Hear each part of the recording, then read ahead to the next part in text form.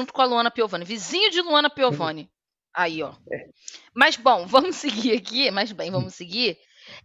Mas, afinal de contas, o que é ser um judeu sefardita, como era o Silvio Santos? Silvio Santos se auto-identificava como judeu sefardita, mas nem todo mundo sabe o que isso significa e a gente vai te explicar. Os judeus sefardistas são judeus descendentes das antigas e tradicionais comunidades judaicas da Península Ibérica, segundo o Decreto de Lei número 237-A de 2006, publicado pelo Ministério da Justiça de Portugal, que regulamentou o direito à nacionalidade portuguesa. Algumas dessas comunidades são mais antigas que a formação dos reinos cristãos dos próprios países. Esses reinos teriam sido formados no século XII, ainda segundo o governo português. No final do século XV, em 1492, houve um decreto dos reis católicos da Espanha que expulsou os judeus e ali, né, eles eram perseguidos pela Inquisição. Alguns fugiram para Portugal, mas o então rei português copiou os espanhóis e também expulsou os judeus do território português em 1942. Mas há diferença entre esses e os outros judeus. A empresa cooperativa américo-irlandesa israelense, descreve os sefraditas como um grupo de mesmas crenças que os outros judeus. Porém, há diferenças em algumas práticas litúrgicas em relação aos outros. Os membros da comunidade que se fixaram no leste europeu e na Alemanha, os Akenazes.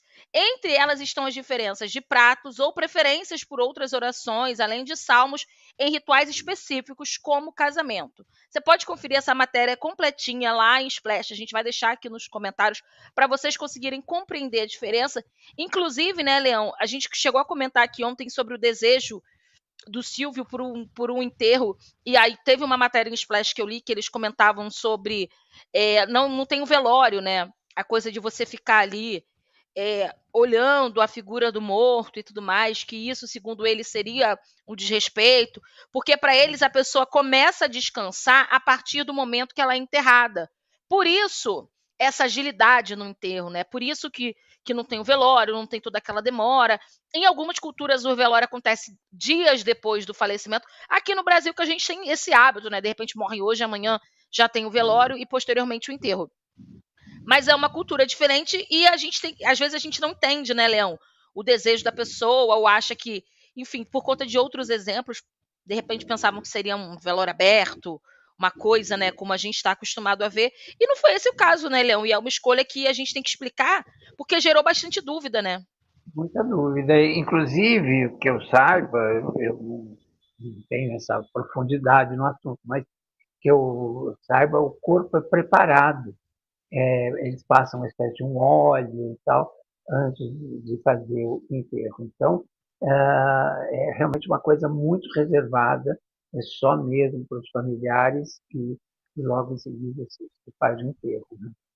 E, enfim, ele é levado para um cemitério específico, né, do judeu.